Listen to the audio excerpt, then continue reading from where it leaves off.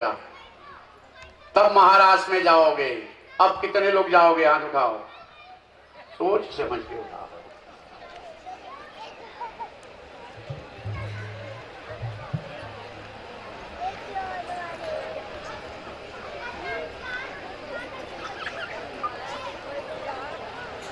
महाराज की बंसी बजती है। एक जमुना के तट पर, एक महाराष्ट्र में देर हो गई है, जमुना के तट की बंसी कल। कितने लोगों को कन्हैया से प्यार हो गया है? हाथ उठाओ, सच्ची सच्ची बात करना। प्यार हो गया तो खुद कल नवा नवा पहन के आना, खुद तैयार होके। सबकी शादी कन्हैया के साथ कराऊंगा। कल माता रुक्मिणी विवाह, सुदामा चरित्र, राजा परीक्षित। कल की कथा बड़ी दिव्य है। माता रुक्मिणी का विवाह कल होगा। बंबई में कथा हो रही थी, 1998 की बात है। ऐसे पूछे हम, कितने लोग कथा भगवान के भगवान से प्रेम हो गया कन्हैया से, तो सब उठा दिए, सब जगह उठा देते। हम कहा सबकी शादी कल कन्हैया के साथ कराऊंगा। तो यहाँ जैसे हंस रहे हो वैसे वहां भी सब हंसने लगते हैं, सब जगह। एक बार शादी से पारे नहीं तो सही बात है, मजा बहुत लगता है। हम बैठे थे, बहुत पहले की बात है। एक सेठ आया, गुरुजी आओ, और हमारे बेटे की शादी है, ये दर्शन करने के लिए चाहता है। अच्छा बुला लो। फट से बुलाया। बोले गुरुजी बुलाए, बोले बुला लो अपने बेटे को, उसकी अंतिम मुस्कान प्यारी सी मैं देख लूं, इसके बाद फिर देखने के लिए नहीं मिलेगी। शादी के बाद वो प्यारी मुस्कान नहीं मिलेगी। जो प्यारी मुस्कान शादी के पहले बेटी बेटा की होती है, शादी के बाद वो प्यारी मुस्कान कभी नहीं आएगी। बड़े चालाकी से सब रखा। विवाह, विधन वाह, बी का अर्थ होता है भार, वाह का अर्थ होता है बहन करना, बोझा ढोना। अगर सोझे सोच कह दिया जाए बोझा ढोना होगा तो कोई नहीं शादी को तैयार होगा।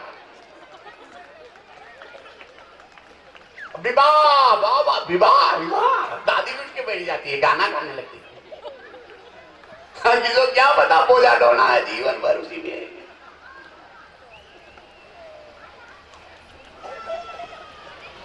सब तो खुश हुए, हम कल शादी कन्हैया के साथ सबकी शादी कराऊंगा। सब तो हंसे। एक छोटी सी 8-9 साल की बेटी आगे बैठी थी, बच्ची, तो इसे अरे बाप रे, काले ही शादी हो जाए भाई।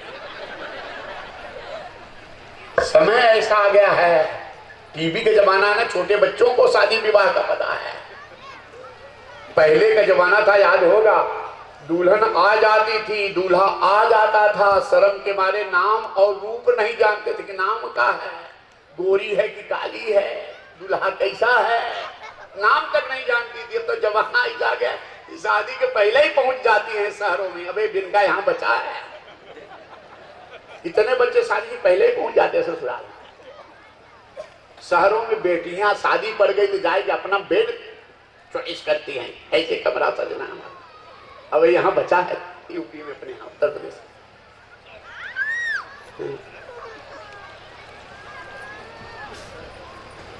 एक शादी करके आए और उस पत्नी को पता नहीं कि मेरे दूल्हा का नाम पति का क्या है। कोई सामान लेने गया घर में, तो उस पति का नाम था टंटपाल। किसी ने कहा टंटपाल, बोला क्या है? वो घूंघट के नीचे से देखी, किसके पैर में रंग लगा है, यह मेरा पति है क्या?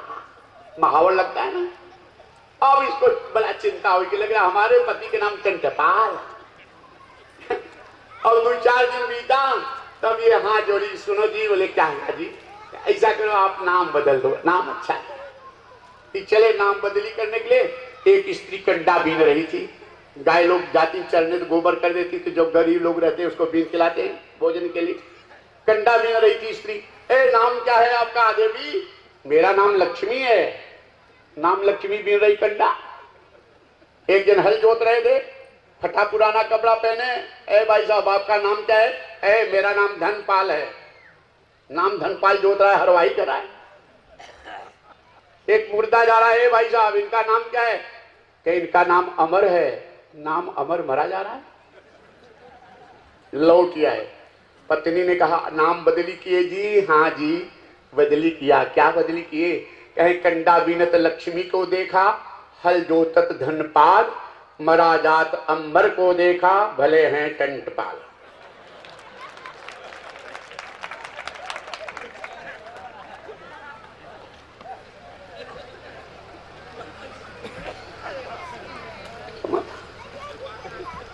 एक पंडित जी यादव जी के यहाँ सत्यनारायण भगवान की पूजा सुनाने गए तो बड़ा सीधा परिवार था। इन्होंने कहा महाराज हम कुछ जानते नहीं। पंडित जी कहे कोई बात नहीं, मैं जो कहूंगा वही बोलना। हाँ हाँ ठीक है। अब गाय तो गोपर लिपा, चौकी लगी, केला का पत्ता आया, बैठा आसन लगा। पंडित जी यादव जी बैठे। पंडित जी कहे अक्षतो जल लो हाथ में। तो यादव जी कहे कि अक्षतो जल हाथ में लो। पंडित जी कहे मैं तुमसे कह रहा हूँ। यादव जी ने कहा मैं तुमसे कह रहा हूँ। पंडित जी कहे तुम्हारा दिमाग खराब है। यादव जी ने कहा तुम्हारा दिमाग खराब है, इस उचित पूजा हो गई। सीधे साधे बेचारे। अब पंडित जी उठ के खड़े हो गए कि भी बताऊंगा। यादव जी ने कहा भी बताऊंगे। ये खड़े हो गए, हो गए पटकी पटका। यादव जी पहलवान पंडित जी पकड़ कर रखने लगे। और पंडित जी का पैर की यादव जी के जो गाय के गोबर से लीपा था चौक, उससे बाहर निकल गया। फिर यादव जी की पत्नी खड़ी थी, पांव पकड़ के अंदर कर दी। महाराज निपल के में पूजा कराओ। ईश्वर जी की पूजा हो रही है, यहाँ से पंडित के जा तू जमाना सच्ची कर है।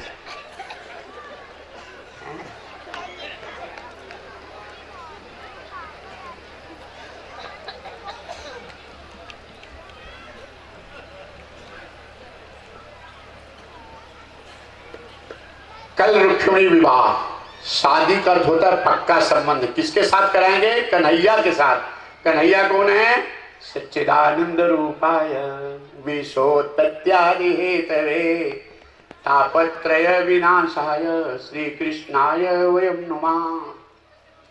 योगी जिस प्रभु को पाने के लिए, संबंध जोड़ने के लिए योग करते हैं, तपस्वी तपस्या करते हैं, साधक साधना करते हैं, जिन प्रभु को पाने के हम कथा कह रहे हैं, गुरु बने हैं, तुम चेला बने हो, भगवान की कथा सुन रहे हो, उस प्रभु से तुम्हारी शादी अर्थात पक्का संबंध कल करेंगे, नारायण से संबंध। ये भौतिक विवाह नहीं होगा। अमर कथा सुन रहे हो, अमर कथा, जीव शिव का पक्का संबंध, भगवान का, ताकि काम क्रोध लोभ माया कभी आपको घेरे, नारायण आपकी रक्षा करें। जैसे प्रभु के कल हो जाना है कथा में। जैसे पति पत्नी शादी होती है तो किसी पति के सामने उसके पत्नी को कोई बुरी नजर से देखे तो पति बर्दाश्त करेगा? बस चले तो आंख निकाल लेगा। ऐसे जब प्रभु से हमारा पक्का संबंध कल होगा रुक्मिणी विवाह के माध्यम से, तो कभी हमारा आपका मन माया मोह में फंसकर परेशान हुआ, काम क्रोध लोभ से नारायण हमारी आपकी रक्षा करेंगे, उनकी जिम्मेदारी। फिर आवागमन के चक्र में हम नहीं जाएंगे, प्रभु हमें बचाएंगे। वो कथा कल की बड़ा दिव्य कथा प्रसंग कल बताएंगे। महाराज की जब बंसी बजती है,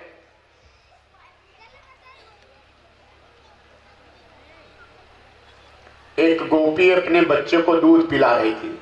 भगवान की बंसी सुन करके बच्चे को, बेटे को छोड़कर भागी महाराज में। एक पति की सेवा कर रही थी, महाराज की बंसी बजी, पति को छोड़कर भागी महाराज में भगवान के पास। एक गाय का दूध दूह रही थी, आधा दूध निकाली थी। भगवान की बंसी बजी, छोड़ करके भागी भगवान कृष्ण के पास।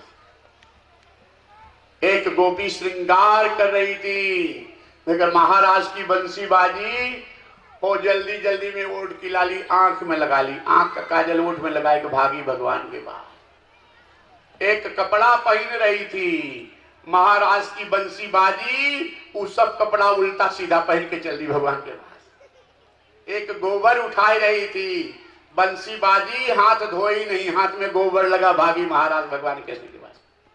भगवान कृष्ण कहते गोपी, पतिव्रता नारी को रात्रि के समय कहीं बाहर अकेले बिना जरूरी काम के नहीं भटकना चाहिए। इतनी रात को कैसे आई तुम लोग यहाँ?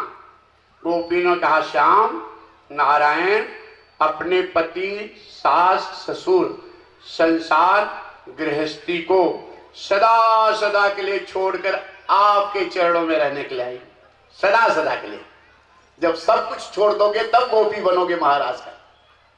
ये कोई नित्य रास नहीं है।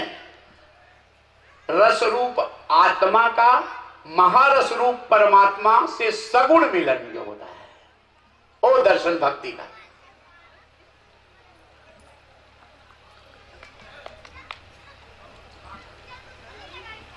कोई पत्नी अपने पति से मिलने जब पति के पास जाती है तो घंटों घंटों शीशा देखती, श्रृंगार करती कि मैं सुंदर लगूं तब मेरे पति हमें अच्छा प्यार करेंगे। अगर इन गोपियों के मन में काम वासना होती तो गोबर लगा के जाएगी, कोई उल्टा सीधा कपड़ा पहन के जाएगी, आंख का लाली ओठ का कान का काजल ओठ में लगाई। इनको देह भाव नहीं था, आत्मदेव भाव मिटा हुआ। ये महाभागवत गोपियां जिनकी कथा सुन करके पापों का नाश हो जाता। इनमें काम भाव नहीं था, प्रभु के सामने जा रही हैं। जिन नारायण को पाने के लिए सन्यासी सन्यास धारण करते हैं, यज्ञ पूजा पाठ तप होता है, वो परमात्मा से मिलने के लिए जा रहे हैं। ऐसी पावन पवित्र भागवत कथा है। जब अधिकारी वक्ता मिलता है, अर्थ समझ में आता है तो भाव बनता है प्रभु के प्रति, तब प्रेम बढ़ता है। नहीं तो कथा सीधे सीधे हो गई तो समझ नहीं पाए कि क्या।